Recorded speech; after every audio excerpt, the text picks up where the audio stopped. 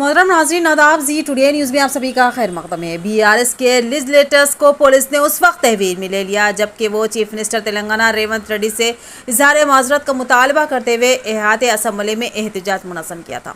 BRS के अरकान assembly ने कहा कि रेवंत रेड्डी ने पार्टी के 2 खातून अरकान असम्बली के खिलाफ काबिल एतराज़ रिमार्क्स किए हैं जिस पर उन्हें माजरत का इजहार करना चाहिए।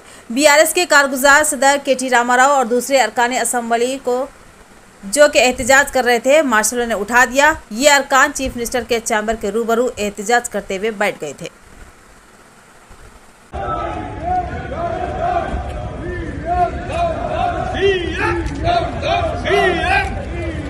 తెలంగాణ బిడ్డలను అవమానించిన ముఖ్యమంత్రి వెంటనే తెలంగాణ బిడ్డలను అవమానించిన ముఖ్యమంత్రి వెంటనే తెలంగాణ బిడ్డలను అవమానించిన ముఖ్యమంత్రి వెంటనే క్షమాపణ చెప్పాలి। తెలంగాణ బిడ్డలను అవమానించిన ముఖ్యమంత్రి వెంటనే